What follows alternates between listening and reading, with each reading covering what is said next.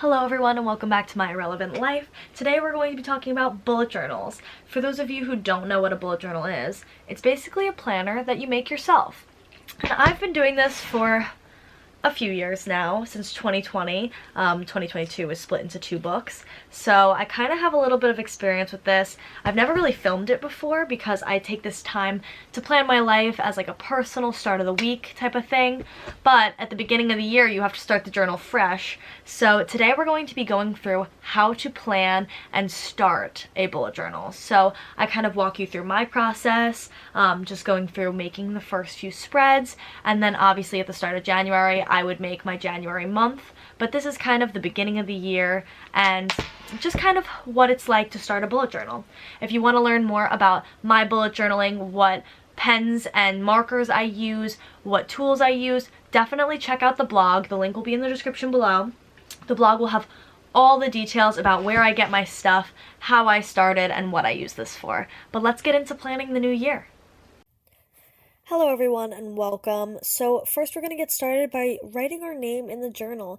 This is one of the most important parts. I like to snazzy up this page with some stickers and tape. I highly recommend writing a phone number and email in case this book gets lost. Most books come with a page like this. If they don't, I always make one myself. It's nice to have your name, phone number, and email in there.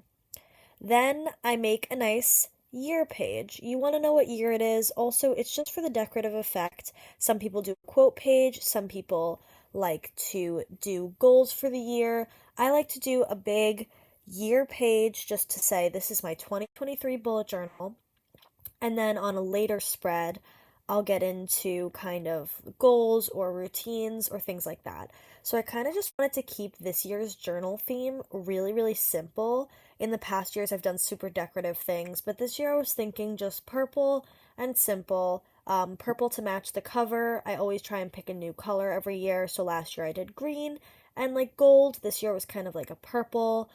It's always good to choose a new theme every year and kind of start fresh, just like I do with every month. It's really fun. That's what makes bullet journaling so fun because it's creative and it's made for you. So now I'm making my grid spacing cheat sheet. This is actually a very important spread. It seems like a lot of lines and calculations, but realistically, it helps you in the long run. So I first start by writing all the numbers of the boxes horizontally and then vertically in the first box spot. Then I go ahead and I divide the entire page into halves and I write out how many boxes it takes to get to a half. This will really help me if I need to split a page into fourths later on, or if I want to split it into thirds, or if I want to make columns and rows. This is where I can look back and see how many boxes it takes to divide my sheet into either fourths or thirds or whatever.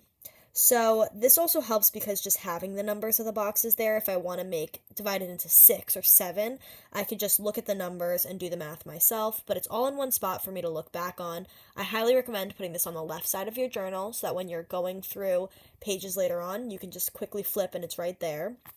So here I'm just counting out how many boxes it'll take to do 3 columns, 4 columns, horizontally and vertically. This page is something that I was taught by Amanda Rach Lee how to do. A lot of bullet journal users have something similar or have some sort of guideline ruler. I really like to have the full page to look back on, especially because I'm a very visual person, and this really allows me to see how much space I really have in my journal, and I can always go back and review and say, hey, I need this many boxes. So highly recommend putting this page in here. It's not the prettiest page. I try and spice it up by adding grid spacing, cheat sheet, text at the bottom here, but it's definitely one of the most used pages in my journal, and I highly recommend adding it to yours. A huge reason people start bullet journaling is to get themselves organized and create goals. One thing that I like to do is select a word of the year. This year I've chosen the word focus, and my goal is to really just focus in on those goals that I've been setting but not really achieving. One of those main ones is going to the gym more often or just waking up earlier. and having a glass of water every day when I wake up. Things like that is stuff I want to focus on. So I chose the word focus.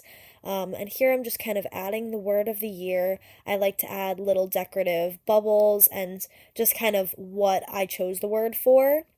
So as you can see here, I'm just kind of writing in my motivation for the word and why I chose it. And this is just a reminder to keep focused throughout the year. Another huge thing with the bullet journal is kind of pre-planning. So a page that I find really helpful is the future log, and I've recently mastered the planning of the future log. So here you can see I'm kind of creating these like folder tab looking things, and then I cut the page so that way I can flip through these folders as my future log. This is something that I learned later into bullet journaling. I only have done this is my second year doing this, and I've bullet journaled for this will be my fourth year. So it's definitely one of those things that takes some time to learn. But I just create two cutouts and then I draw in the space on this original page and on the last page.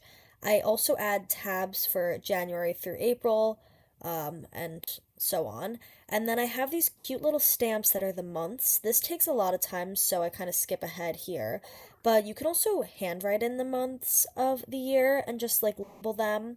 And this is kind of like your space to write things that are coming up. So if you know you have a vacation in August, but you obviously have not planned August yet, you would go to your future log and write it in. So I kind of created this little tab system where I can scroll through, and under these months is where I would write in, okay, my graduation is May 14th. So under May, I'd write 14 dash graduation. And this is just a place where I can go and see it all and kind of look back to when I'm doing each month of the year. So this is really useful for some people. I tend to not use it too terribly much, but it never hurts to have. Plus, it's a really fun spread to make because it involves like cutting and kind of just like decorating.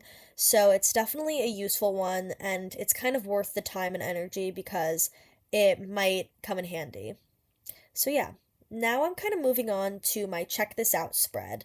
This is something that I implemented because everyone's always recommending movies, TV shows, podcasts, all that sort of stuff to me, and I never have a place to write it all down. So I added a spot in my bullet journal so that when professors are like recommending movies or podcasts during class, I can just flip over to this page in my planner and write it on down.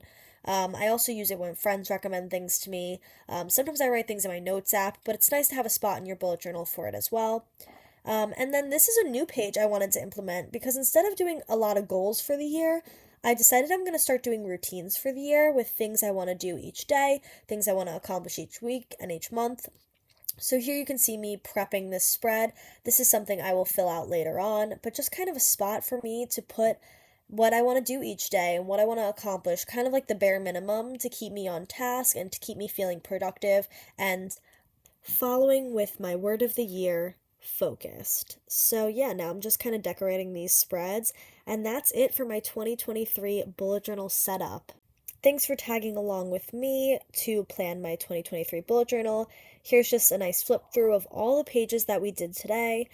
There's a lot more you can add to the beginning of your journal, such as a photo calendar, even just more planning and goal setting pages. I like to keep mine really simple, but you can definitely check out more videos and make yours as detailed as you'd like. I hope you enjoyed getting to follow me in my bullet journal, and I hope to see you all soon. Bye!